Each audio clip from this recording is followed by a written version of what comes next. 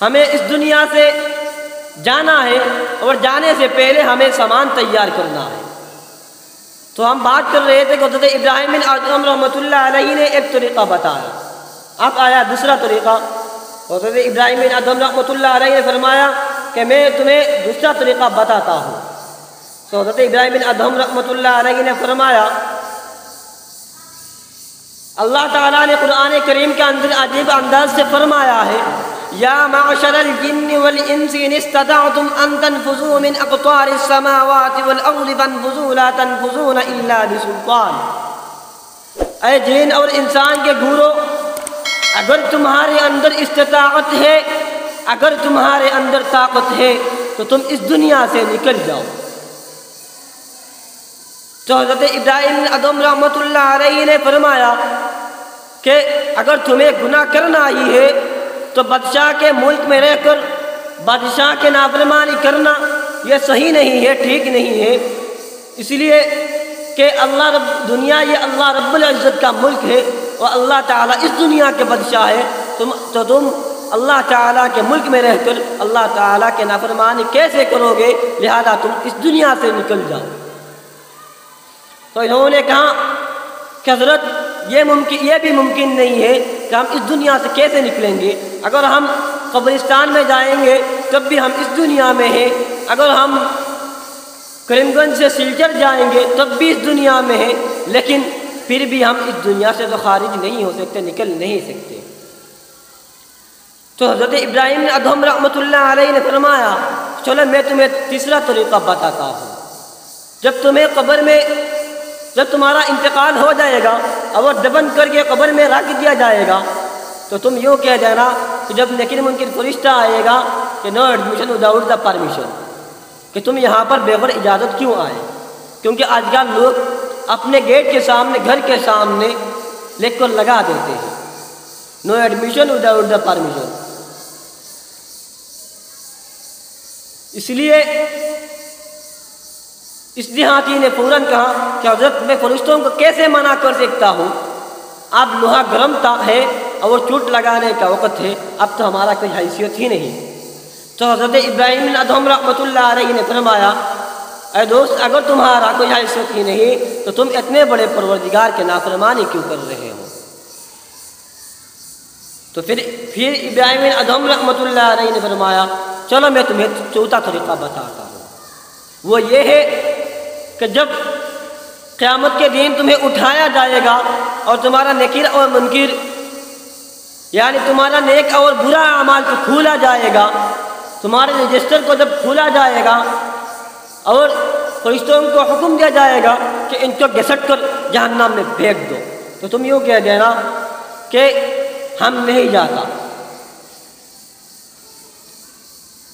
तो इस देहाती ने कहा कि अब भी मेरा कोई हैसियत ही नहीं, हम इन फरिश्तों को कैसे मना कर सकते हैं कि हम नहीं जाएंगे, अब यहाँ पर हमारा हुकूमत चलने वाली नहीं है। तो इब्राहीम बिन अदहम रहमतुल्लाह अलैहि ने समझाया, क्या दोस्त, अगर तुम्हारा कोई हैसियत ही नहीं तो तुम इतने बड़े परवरदिगार आलम की नाफरमानी क्यों कर रहे हो। तो इन्होंने इस दिन तौबा किया था और कहा कि आज से हम अपने परवरदिगार आलम की नाफरमानी नहीं करूँगा। इसलिए ये दुनिया यौम क़यामत को जानने बुझने का है, अपने मौत के सामान को तैयार करने की जगह है। ये दुनिया ऐश और याल की आरामगाह नहीं है।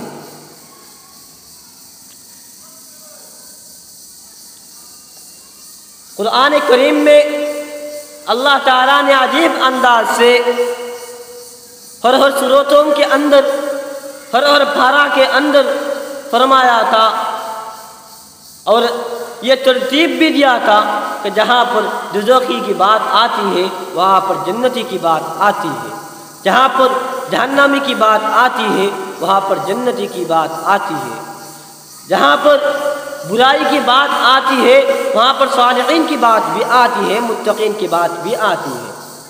इसलिए अभी मैं आप हज़रात के सामने इसी तरतीब के हिसाब से कुछ जसारत करने की कोशिश कर रहा हूँ। जब तुम्हारा नेक और बुरा अमाल को खोला जाएगा और तुम्हें कह दिया जाएगा कि इनको जहन्नम में फेंक दो, इनका घसीट को जहन्नम में फेंक दो। तो इस दिन भी अल्लाह ताला ने हम लोगों को यानी मुसलमानों को एक ऐसा एहसान का ज़रिया बनाया कि हुज़ूर अलैहिस्सलाम के ज़रिया कि हुज़ूर अलैहिस्सलाम इस दिन भी तमाम मुसलमानों की, तमाम ईमान वालों की इस दिन भी सिफारिश करेंगे और अल्लाह ताला इस दिन हुज़ूर अलैहिस्सलाम को मुक़ाम महमूद भी अता फरमाएंगे।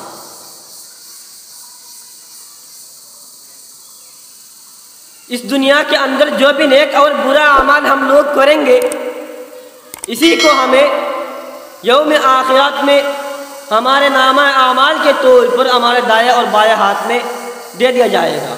अगर हमने गुनाह किया तो बाएं हाथ पर, अगर हमने अच्छा किया तो अच्छा दाएं हाथ पर। इसलिए कि कुरान करीम के अंदर अल्लाह ताला ने अजीब अजीब अंदाज से फरमाया है,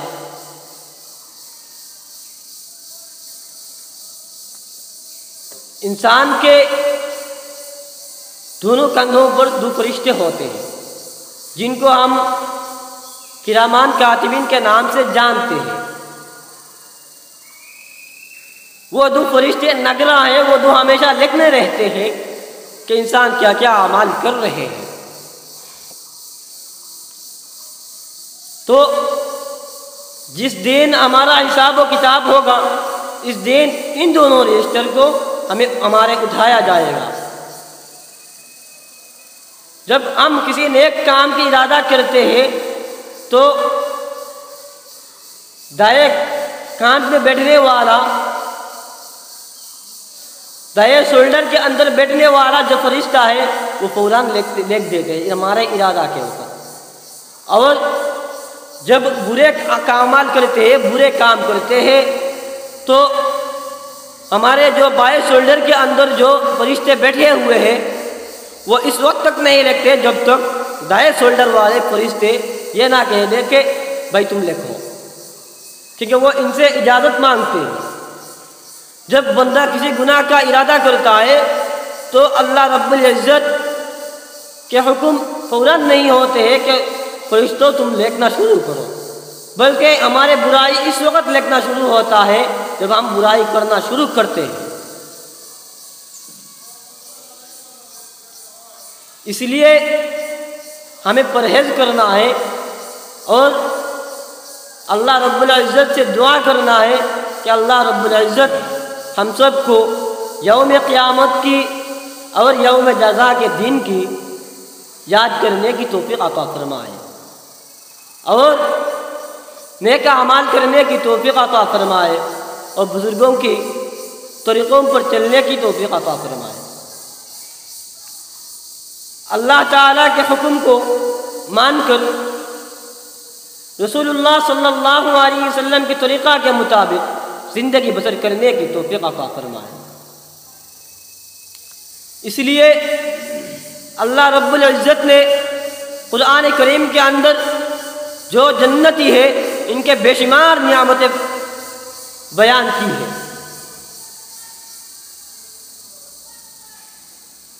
जैसा कि अल्लाह ताला ने सूरह वाक़िया के अंदर फरमाया है, जो जन्नती लोग होंगे इनके पास पूरे होंगे जन्नती, जिनके टाँप शीशे की तरह होंगे, यानी सफ़ेदी में माइल होंगे और दिल को भाने वाली होंगे। दूसरे नियामत अल्लाह ताला ने इसी वाक़या के अंदर फरमाया है कि इन जन्नतियों के मेहमानदारी जन्नती हुरों के ज़रिया किया जाएगा और इनके पास ऐसे हुर भी होंगे कि वो इनकी इर्द गिर्द चक्कर लगाते रहेंगे प्यास और शराब के गिलास लेकर। आपके मन में ये डाउट होगा, ये शक होगा कि शराब तो पीना हराम है, तो जन्नत में शराब तो इसका जवाब ये है कि लोग इस दुनिया में रेशम के कपड़े और शराब वगैरह पीने की बहुत लोग ऐसे हैं जो जिनका जी करते चाहते हैं, और बहुत लोग ऐसे हैं जो इन चीज़ों से नफरत करते हैं। तो अल्लाह रब्बुल इज़्ज़त को डरते हुए इन चीज़ों की तरफ माइल नहीं हुआ, लेकिन इनका ख्वाहिश पूरा नहीं हुआ। तो अल्लाह रब्बुल इज़्ज़त ने जन्नत में इनका ख्वाहिश पूरा करेंगे।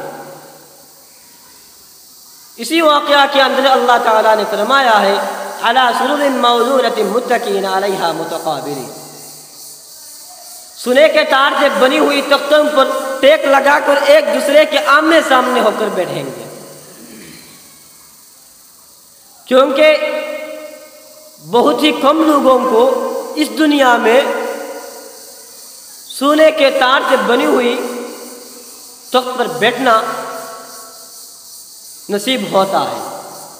इसलिए अल्लाह रब्बुल इज़्ज़त ने इन ख्वाहिशों को पूरा करने के लिए फरमाया कि हमारे बंदे ने हमें डर गए और हमारे खौफ इनके दिल में होने की वजह से हमारे इबादत करते रहे।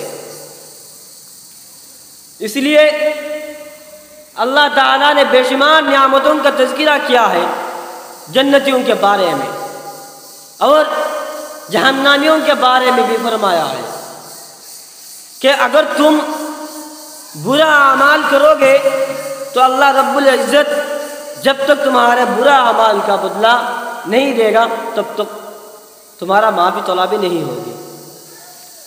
लेकिन माफ़ी तलाबी की एक सूरत है कि तुम तौबा कर सकते हो, लेकिन हुकूकुल इबाद एक ऐसी चीज़ है, अगर किसी ने किसी के माल का दबाव कर लिया, किसी ने किसी के ज़मीन के दबाव कर लिया, तो खुदा का कसम इस बंदे ने जिस बंदे के दबाव करके इन्होंने रखा था, जब तक इस बंदे ने माफ़ नहीं किया तो अल्लाह रब्बुल इज़्ज़त इस वक्त तक इस बंदा को माफ़ नहीं करेगा। इसलिए अल्लाह ताला ने अजीब अंदाज से फरमाया है, जज़ाअम बिमा कानू यामलून, इन जहन्नामियों के बदला, इन जहन्नामियों के मेहमानदारी क़यामत के दिन किया जाएगा। अब आपके मन में ये भी एक डाउट है, ये भी एक शक व शुबा है कि अल्लाह रब्बुल इज़्ज़त ने कुरान करीम के अंदर फरमाया है कि जहन्नामियों का मेहमानदारी किया जाएगा, तो जहन्नामियों को सज़ा देने की बात आनी थी, मेहमानदारी की बात क्यों आई? क्योंकि जो मेहमानदारी के बात आती है वह नेक लोगों के लिए, अच्छे लोगों के बारे में आती है, शरीफ लोगों के लिए आती है। बुरे लोगों के बारे में अल्लाह ताला ने मेहमानदारी का लफ्ज़ क्यों इस्तेमाल किया? इसलिए कि जिस अंदाज के मेहमान होते हैं इस अंदाज का मेहमानदारी किया जाता है। इनके ये मेहमानदारी का लफ्ज़ इनके आमाल के हिसाब से लिया गया है कि वह आमाल किस तरह कर रहा है, इनके आमाल के हिसाब से आया है। और इसका रद्द इसमें माक़बल से भी है कि अल्लाह ताला ने इसके माक़बल में फरमाया था कि जहन्नामियों को जब भूख लगेगी तो हम इनको खटादार दरख्त देंगे, जब वो इन दरख्तों को खाएंगे तो इनके गले में खटा लग जाएगा और प्यासा होकर पानी की तरफ चलेगा।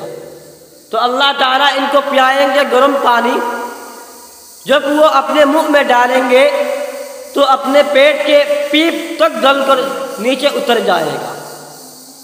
इस तरह का गर्म पानी होगा। और फिर अल्लाह ताला ने फरमाया है जज़ाअम बिमा कानू यामलून, ये इनके लिए मेहमानदारी है। ये बतौर मजाक के बतौर ठट्ठा के फरमाया था। मोहतरम हज़रात सामियान किराम, इसलिए हमें इस दुनिया में यौम क़यामत के, यौम आखिरत के, क़ब्र के सामान को तैयार करने के लिए भेजा गया है और हमें इन तमाम सामानों को इस दुनिया में तैयार करना है। तैयार कैसे करना है? अल्लाह ताला ने जो हम पर फर्जियात फ़र्ज किया है, इन तमाम फर्जियात को अदा करना है। कलिमा के बाद हमें नमाज का हुक्म दिया गया है, हमें नमाज का पाबंद रहना है। नमाज में भी जितने फ़राइज़ है, इन तमाम फ़राइज़ की तरफ भी ध्यान देना है। उसी तरह अल्लाह ताला ने रोज़ा भी फ़र्ज किया है, तो रोज़ा भी हमें अदा करना है, रोज़ा भी रखना है। अगर हम इन चीज़ों को कदर नहीं करेंगे तो अल्लाह रब्बुल इज़्ज़त हमारे दिल से इन चीज़ों के मोहब्बत को छीन लेंगे, जिसकी वजह से हमारे दिल मुर्दा हो जाएगा और नेक आमाल करने की जी बिल्कुल भी नहीं आएगी। इसलिए हमें अपने ईमान को ताज़ा रखना है और यौम आखिरत की तैयारी भी करना है, क्योंकि नमाज के अंदर एक अहम फर्जियात है कि क़िरात पाठ करना, क़िरात पढ़ना। तो क़िरात जब हम पढ़ते हैं तो सबसे पहले सूरा फातिहा पढ़ते हैं। तो चलिए हम सूरा फातिहा की तरफ चलते हैं।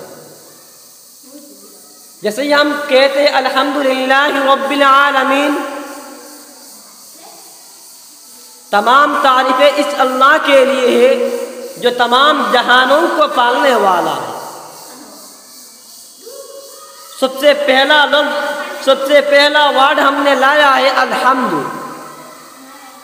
लुगत के एतबार से, डिक्शनरी के एतबार से हम लोग अल्हम्दु वर्ड के माना लेते हैं तारीफ़।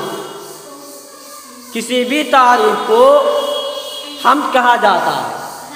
अगर हम इस्तिलाह के हिसाब से लेंगे, उसके हिसाब से लेंगे कि हमारे मुआशरा में हम किसको कहा जाता है, तो हमने